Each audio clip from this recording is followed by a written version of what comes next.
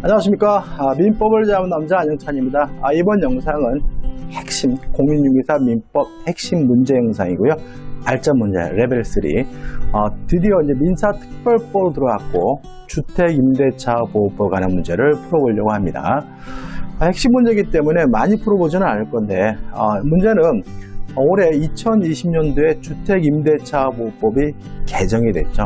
이렇게 최근에 개정이 되면 개정된 부분에서 시험 문제가 나오게 됩니다. 여러분들이 만약에 교재를 가지고 계시다면 이 개정된 부분에 대해서는 그 문제집이 반영되어 있질 않아요. 그래서 먼저 개정된 부분은 시험 문제가 나오니까 이 주택임대차보호법은 나올 곳이 정해져 있는 상태다. 그래서 먼저 개정과 관련된 예제 3문제 정도 제가 만들어 봤으니까 함께 풀어보고요. 이 개정 사항에 관한 예제는 제가 민작 카페 자료실에 올려놓을 테니까요. 그 민작 카페 자료실에 오셔서 다운받으시면 되고, 만약에 민작 카페 가입 안 하신 분들은 카페 가입하셔서 다운받으시면 됩니다. 먼저 개정된 부분에 대한 예제 3문제를 풀어볼 거고요. 개정됐다면 개정된 부분에서 시험이 나올 테니까 어떻게 보면 공부하기가 더 편해졌다, 이렇게 생각하시면 돼요. 자, 개정대안 관련 예제입니다. 1번입니다. 주택임차인의 계약갱신 요구권 행사에 대하여 주택임대인이 거부할 수 있는 경우가 거기에 해당하지 않는 것이죠. 그죠? 자, 일단 우리가 이번에 개정된 사항에서 가장 핵심적인 것은 뭐냐면 주택임차인에게 계약갱신 요구권을 인정하고 있다는 점이죠. 그래서 이 계약갱신 요구권에 대해서 올해 시험 문제가 출제가 될 거예요. 1번은 전형적인 개념 문제로 출제해 봤어요. 1번입니다. 임대인의 직계존속, 직계비속을 포함한 임대인이 목적주택 실제 거주하려는 경우, 이때는 임차인의 계약갱신 요구에 대해서 주택임대인은 거부할 수가 있습니다. 2번, 임차주택의 전부 또는 일부를 고의나 중대한 과실로 파손한 경우죠. 이거는 상가건물 임대차보호법 내용과 대단히 유사한데 주의하실 것은 고의 또는 과실이 아니라 고의나 중대한 과실로 파손한 경우라는 거 조심하시면 되고요. 3번, 임대인이 일방적으로 임차인에게 상당한 보상을 제공한 경우죠. 이거 X입니다. 답은 그래서 3번인데, 이 상당한 보상을 제공했다는 이유로 임차인의 계약갱신 요구에 대해서 임대인이 거부하려면 쌍방 합의가 필요해요. 따라서 일방적으로 임대인이 상당한 보상을 제공한 경우에는 임대인이 거부할 수 있는 경우에 해당하지 않는다는 거 주의하시기 바라고, 다시 말씀드리면 상당한 보상을 제공했다는 이유로 임대인이 임차인의 계약갱신 요구를 거부하려면 합의가 필요하다는 거 꼭 기억해 두시기 바라고, 답은 3번이 되는 거죠. 4번, 임차인이 이익의 차임액에 해당하는 금액에 이르도록 차임을 연체한 사실이 있는 경우, 맞는 질문이고 조심할 것은 상가건물 임대차보호법은 이익이가 아니라 상기인데 주택임대차보호법은 이익이라는 거 꼭 구별해서 기억해 두셔야 되고요. 5번, 임차인이 거짓이나 그 밖의 부정한 방법으로 임차한 경우, 특별한 경우는 없죠. 답은 뭐죠? 3번입니다. 아마 만약에 시험 문제 출제가 된다면 이 정도 수준에서 출제될 것으로 보입니다. 어렵게 나오지는 않을 거란 얘기죠. 특히 요 1번과 같은 경우는 생소한 거니까 꼭 기억해 두셔야 되고요. 근데 문제는 이게 조금 어렵게 나오게 되면 뭐가 나올 수 있냐면 계산 문제가 나올 수가 있어요. 2번입니다. 갑과 을은 갑소유 주택 A에 대하여 보험금 2억 4천만 원의 2년 기간으로 임대차 계약을 하였고, 계약 만료 전 3월에 임차인 을이 계약갱신 요구를 하였으나까지 일단 끌어볼게요. 자, 임차인은 계약갱신 요구를 할 수가 있는데 할 수 있는 기간은 만료 전 6월부터 1월입니다. 2월로 개정된 부분은 12월 달부터 시행이 되기 때문에 그거는 시험에 반영되지 않아요. 그래서 우리는 만료 전 6월부터 1월 사이에 계약갱신 요구를 할 수 있다, 이렇게 기억해 두시고, 따라서 만료 전 6월부터 1월이니까 만료 전 3월에 임차인이 계약갱신 요구를 했다면 정당한 거죠. 근데 갑은 자신의 부모가 거주하기로 했다는 사유로 계약갱신 요구를 거부했어. 이것도 정당합니다. 임대인 또는 임대인의 직계존속, 부모죠? 직계비속이 실제로 거주하는 경우죠. 거부했어요. 그러면 임차인은 이제 나와야 되겠죠. 그래서 임차인은 다른 주택으로 이사하였고 6개월 후 A주택에 거주하는 사람이 갑의 부모가 아니라 새로운 임차인 병에게 보증금 3억에 임대하여 병이 거주 중인 것으로 알게 됐어요. 자, 이렇게 계약갱신, 간단히 말씀드리면 2년 이내는 기간 내에 제3자에게 임대를 하면 이때 임차인은 임대인에게 손해배상을 청구할 수가 있습니다. 다시 말하면 임대인 또는 임대인의 직계존속 비속이 거주하겠다는 이유로 계약갱신 요구를 거주한 후 2년 이내에 제3자에게 임대한 경우에는 임차인은 임대인에게 손해배상을 뭐 할 수 있냐면 청구할 수 있거든요. 그래서 손해배상을 청구하고자 한다. 우리 갑에게 손해배상을 청구할 수 있는 금액은 얼마냐 이렇게 계산하는 얘기고, 단 현재 환산 월차임은 4%고 우리 갑에게 입증한 손해액은 300만 원이다 까지입니다. 그죠? 자, 이거 가지고 한번 문제를 풀어보도록 하죠. 자, 일단 먼저 우리가 이 문제를 풀기 위해서는 환산 월차임을 계산해 봐야 돼요. 뭐부터 계산합니까? 환산 월차임. 그러면 을의 환산 월차임은 얼마냐면은 을의 환산 월차임이죠. 연 4%니까 어떻게 계산하냐면 보증금 곱하기 4%예요. 그래서 보증금이 얼마입니까? 2억 4천이잖아요. 2억 4천 곱하기 4%니까 0.04가 됩니다. 그러면 이제 1년치 차임이 나와요. 1년치, 연차임이 나오거든요. 그래서 여기서 나누기 12를 해야 월차임이 나오고요. 이걸 계산하게 되면 얼마가 되냐면 80만 원이 됩니다. 그 다음에 새로운 임차인인 병의 환산 월차임도 계산을 해봐야 돼요. 자, 병원에 임차 보증금이 얼마였죠? 3억이었나요? 그죠? 3억. 3억 곱하기 0.04고 나누기 12를 하게 되면 병의 환산 월차임은 얼마가 되냐면 얼마가 되냐면 100만 원이 되나요? 100만 원이 되네. 그죠? 100만 원이 됩니다. 제가 여러분들 산수를 잘 못합니다. 자, 여러분 이제 계산이 끝나요. 자, 손해배상은 어떻게 결정이 되냐면, 첫째는 기존에 을 환산 월차임의 을의 환산 월차임의 3개월치입니다. 그 다음에 두 번째는 요 기존의 환산 월차임과 신규 임차인의 환산 월차임의 차액, 두 임차인의 환산 월차임의 차액에 몇 년치냐면은 2년치입니다. 24개월치가 돼요. 그 다음에 세 번째로 임차인이 입증한 임차인의 손해배상액인 거죠.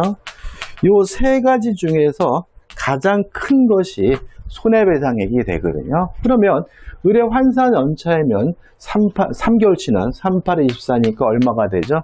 240만 원이 되고요. 요 차액이 얼마입니까? 20만 원이잖아요. 20만 원에 24개월치 2년치니까 곱하기 24하면 얼마가 됩니까? 480만 원이 되는 거죠. 맞나요, 여러분들? 그 다음 임차인이 입증한 손해배상액은 문제에서 얼마라고 나와 있죠? 300만 원이라고 나와 있네, 그죠? 300만 원. 자, 그러면 셋 중에 가장 큰 금액이 손해배상액이 되니까 요 문제에서 물어보는 손해배상액은 얼마가 됩니까? 480만 원이 되는 거죠. 자, 문제 한번 다시 볼까요, 여러분들? 답은 뭐죠? 2번 480만 원입니다. 다시 한번 볼게요. 갑과 을은 갑소유 주택 A에 대하여 보증금 2억 4천만 원의 2년 기간으로 임대차 계약을 하였고, 계약 만료는 3월에 임차인들이 계약갱신을 요구하였으나 갑은 자신의 부모가 거주하기로 했다는 사유로 계약갱신 요구를 거부하여 임차인들은 다른 주택으로 이사하였고 6개월 후에 A주택 거주하는 사람이 갑의 부모가 아니라 새로운 임차인 병에게 보증금 3억에 임대하여 병이 거주 중인 것을 알게 되어 손해배상을 청구하고자 한다. 을이 갑에게 손해배상을 청구할 수 있는 금액은 어떻게 결정되는 거죠? 을의 환산월차임의 3개월치, 그 다음에 을과 병의 환산월차임의 차액의 2년치, 그 다음에 갑이 을이 입증한 손해배상 300만 원 중 가장 큰 금액이니까 답은 2번 480만 원이 되고요. 한번 계산 한번 해보시기 바랍니다. 해보시면 간단한 건데 안 해보시면 낯설기 때문에 문제를 풀지도 못합니다. 그러니까 이게 이론적으로 나올 수도 있고 계산 문제로 나올 수도 있으니까 한번 해보시기 바라요. 근데 마지막으로 이제 한 문제만 더 풀어보죠. 자, 3번입니다. 주택 임차인의 계약갱신 요구권에 관한 내용 중 옳은 것을 찾습니다. 1번, 임대인은 임차인이 임대차 만료 전 6월부터 2월 사이에 계약갱신 요구할 경우 정당한 사유 없이 거절하지 못한다. X입니다. 만료 전 6월부터 1월이 아니라 2월이 아니라 1월입니다. 2월로 개정된 사항은 12월부터 시행이 됩니다. 2번, 임차인은 계약갱신 요구권을 2회 하나여 행사할 수 있으며 X입니다. 1회 하나여 할 수 있는 거죠. 이 경우 갱신되는 임대차의 존속기간은 2년으로 본다. 맞죠? 따라서 실질적으로 1회 한해서 한 번 안에서 계약갱신 요구권을 인정하기 때문에 주택임대차는 4년이 보장되는 꼴이 되는 거죠.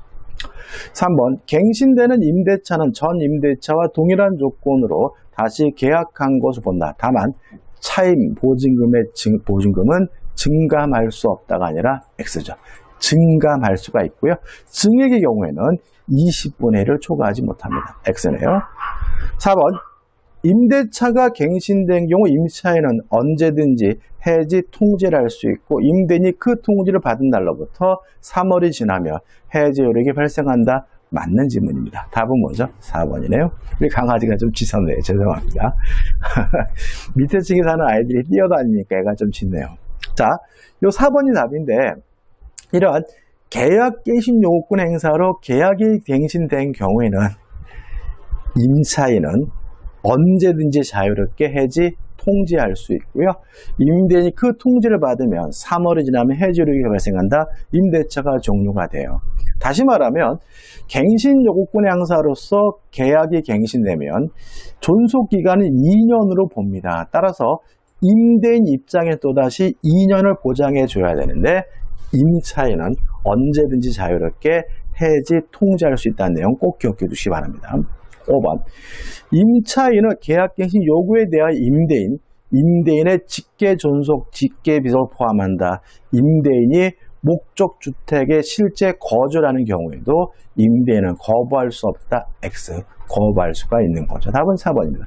제가 문제를 한 3문제 정도 뽑아봤는데 제일 마음에 드는 문제는 3번 문제가 제일 마음에 들고요. 2번 문제는 그래도 출제 가능성이 없는 건 아니지만 조금 어렵기 때문에 안 될지도 모르고요. 근데 아마 2번, 3번 같은 형태의 문제로 출제 가능성이 높아요. 아무튼 이 3가지 문제 정도만 정리하신다면 충분히 개정된 부분에 대해서는 극복할 수가 있습니다. 자, 이제 핵심 문제, 레벨 3 문제를 풀어보도록 하겠습니다. 자, 1번입니다. 주택임대차보호법상 대항력 인정되는 경우를 모두 고르라고 하네요. 자, 27의 문제입니다. 기억, 갑이 전입신고를 임차주택의 수리지인 집원인 545에 올바르게 하였으나 담당 공무원이 착오로 주민등록부상 545의 2로 기재했어요. 대항력 인정이 됩니다. 이건 어떻게 기억하시면 되냐면 전입신고만 정확하면 된다. 전입신고가 정확히 됐다면 전출신고가 잘못됐더라도 대항력이 생기고요. 전입신고만 정확하다면 지문에 나와 있는 것처럼 담당 공무원이 실수로 잘못 기재했더라도 대항력이 생깁니다. 뭐만 정확하면 돼요? 전입신고만이죠. 2번, 우리 위 주택을 담보로 더 많은 대출을 받기 위해 갑의 주민등록을 갑 몰래 다른 곳에 이전했어요. 대항력 인정됩니다. 원래 주민등록이 말소가 되거나 이전이 되면 대항력이 소멸되고 인정되지 않습니다. 그렇지만 니은에 나와 있는 것처럼 불법적인 방법으로 주민등록이 말소가 되거나 이전되더라도 대항력은 계속해서 인정이 된다는 거 주의하시면 되겠죠.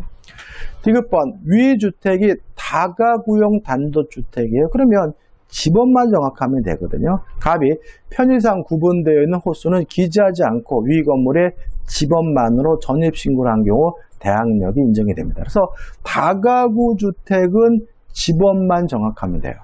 다세대 주택은 집원뿐만 아니라 동호수까지죠.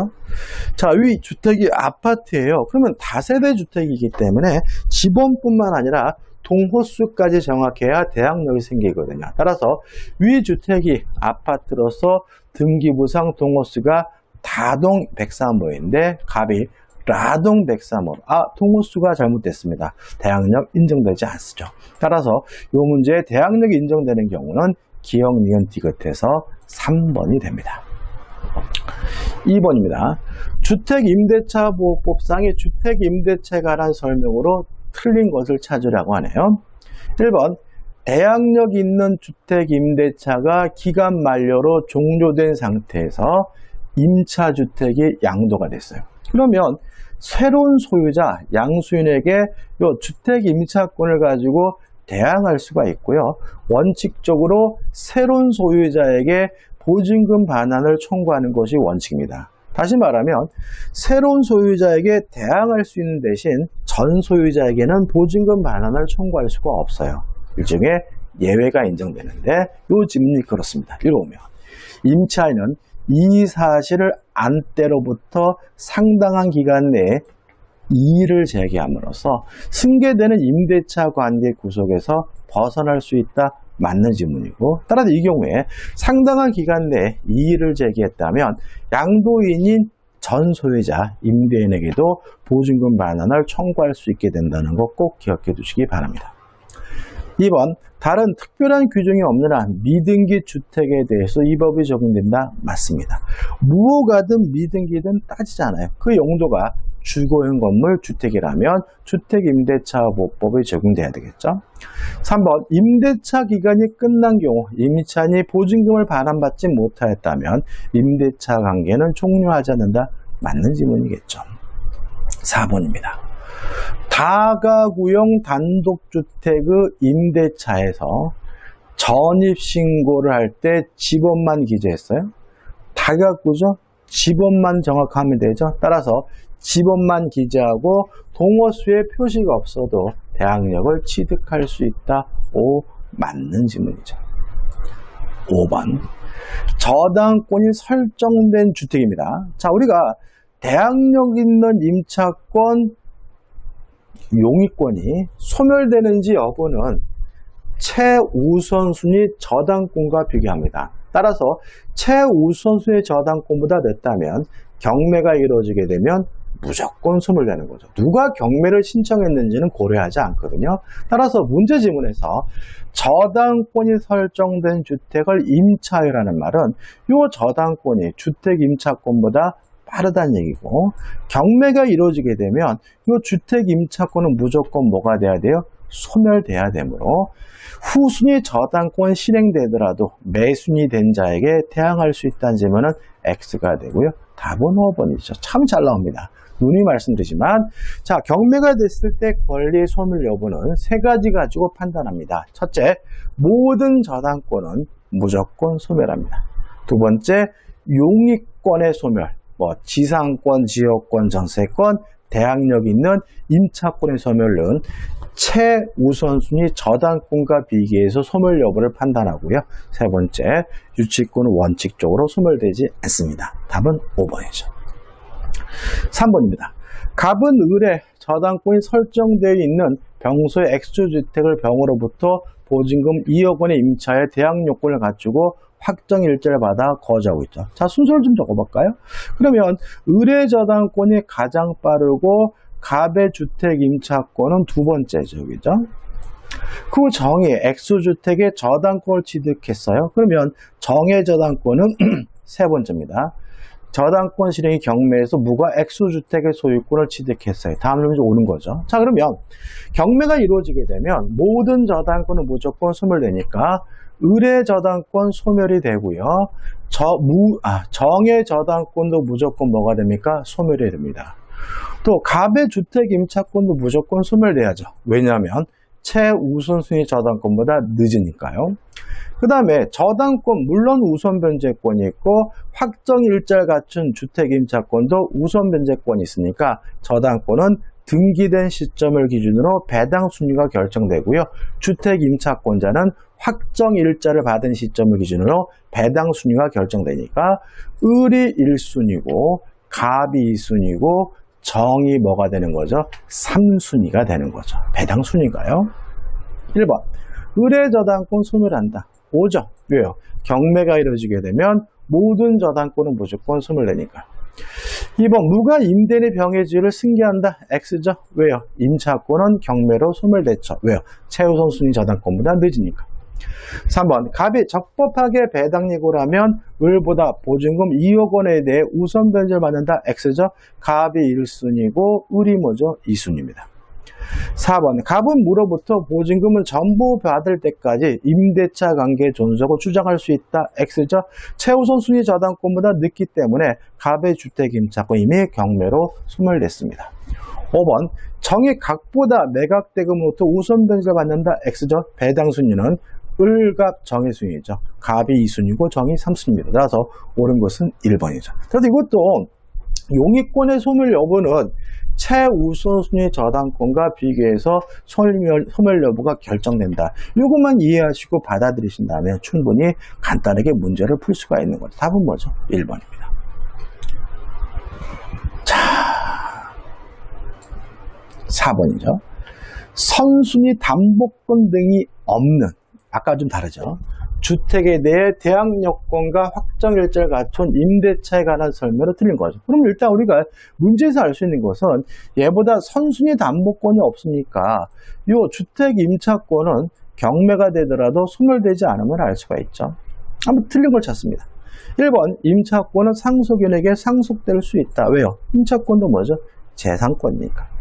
2번 임차인의 우선 변제권은 대지의 환가대금에도 미친다. 맞죠? 자, 대항요건과 확정일자, 대항력도 있고 우선 변제권도 있고, 물론 우선 변제권은 대지의 환가대금, 대지의 경매대금에도 미치겠죠. 3번 임대차가 묵시적으로 갱신된 경우 그 존속기간 2년으로 본다. 맞죠? 주택 임대차가 법정갱신, 묵시적 갱신되면 존속기간은 2년입니다. 4번 임차인이 경매 절차에서 해당 주택의 소유권을 취득했어요.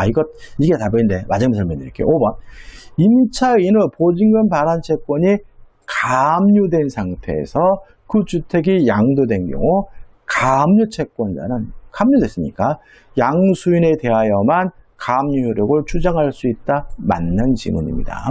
답은 4번입니다. 한번 생각을 해볼까요, 여러분들? 간단합니다. 이게 너무나 당연한 거거든요. 자, 예를 들어가지고 갑이 소유하고 있는 아파트 주택에 대해서 을이 임대차 계약을 했어요. 근데 보증금이 얼마냐면 예를 들어서 3억이란 말이죠. 근데 이 건물이 경매가 돼가지고 을이 경매를 통해서 임차인이 경락을 받았어요.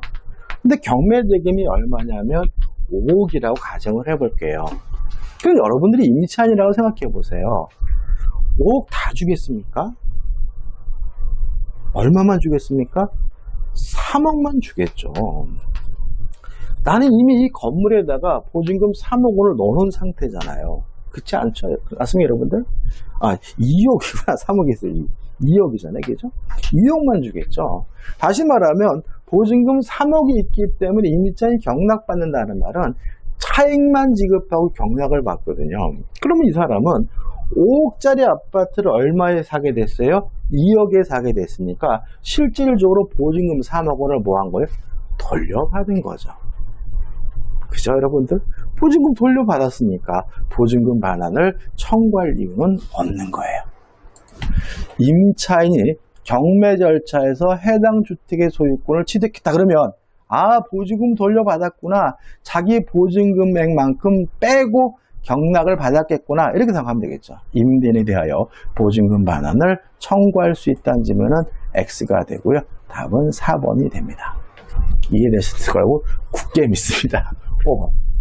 을은 갑소의 X주택에 대하여 보증금 3억 원을 하는 임대차 계약을 갑과 체결한 다음 즉시 대항 요건을 갖추고 확정일 일자를 받아 현재 거주하고 있다. 다음 설명 중 옳은 거죠. 1번. 묵시적으로 갱신한 임대차 계약의 존속기간은 2년이다. 맞는 질문이죠. 2번.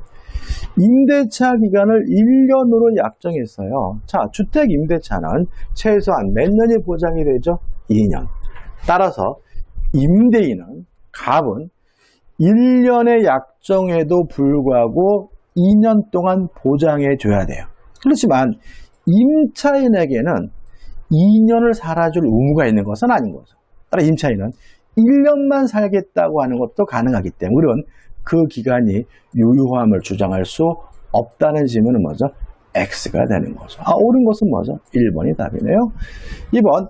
임대차 계약이 묵시적으로 갱신된 경우 갑은 언제든지 을에게 계약 해지를 통지할 수 있다. X죠. 요 갑은 누굽니까? 임대인이죠. 따라서 존속기간이 2년이니까 갑은 2년을 보장해줘야 돼요. 다만 을은 언제든지 자유롭게 계약 해지 통지할 수 있고 3월이 지나면 소멸하죠. 따라서 갑이 아니라 을이어야 되니까 3번은 X네요.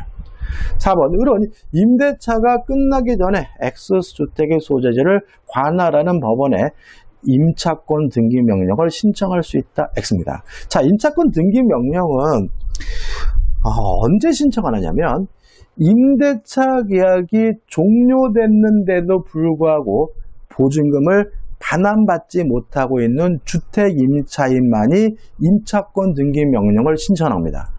따라서 임대차가 끝나기 전에는 신청할 수가 없기 때문에 4번도 뭐가 돼요? X가 되는 거죠. 5번. 임대차 기간이 만료하기 전에 갑의 병에게 주택을 매도하고 소유권을 이전 등기를 마쳤어요. 자, 지금 을은 대항 요건을 갖췄죠. 그러면 새로운 소유자에게 자신의 임차권을 주장할 수가 있으니까 을은 병에게 임차권을 주장할 수 없다. X가 되고요. 따라서 옳은 지문은 1번이죠. 쉽습니다. 이 정도는 우리가 껌이 아닌가 싶습니다. 제 생각만 그런 건 아니겠죠, 여러분들. 6번입니다.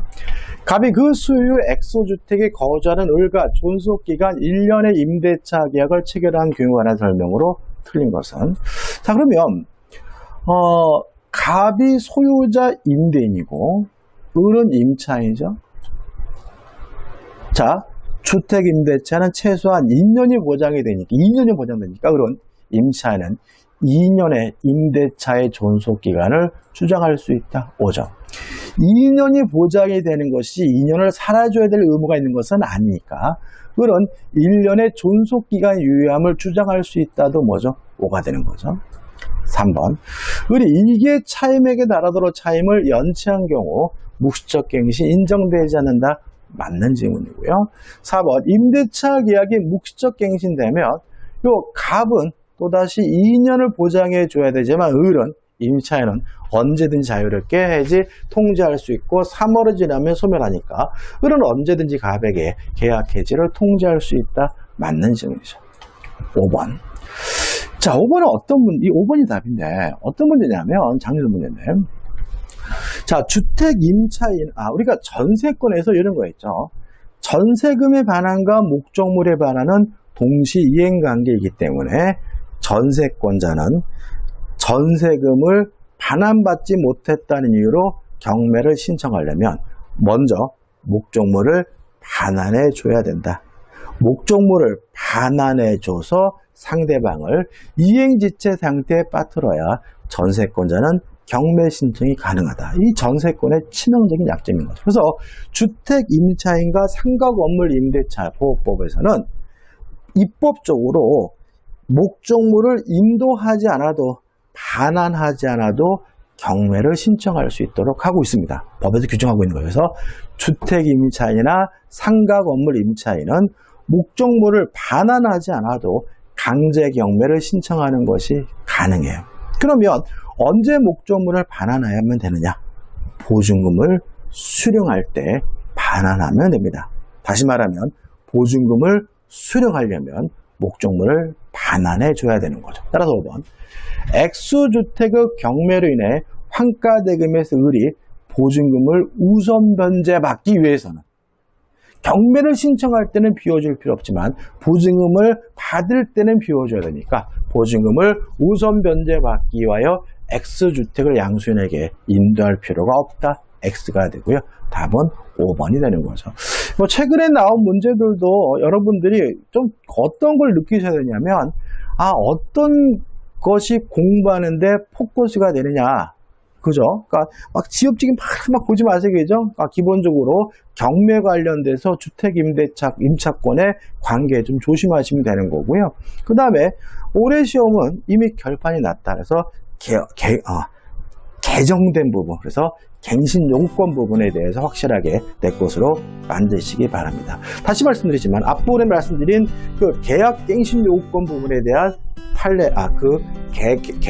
예제는 제가 카페 민잡 자료실에 올려드릴 테니까 다운받아서 보시면 되고요. 그 개정된 부분에 대해서 집중하시기 바랍니다. 자, 이 영상이 도움이 되셨다면 구독, 좋아요 부탁드리겠습니다. 고맙습니다.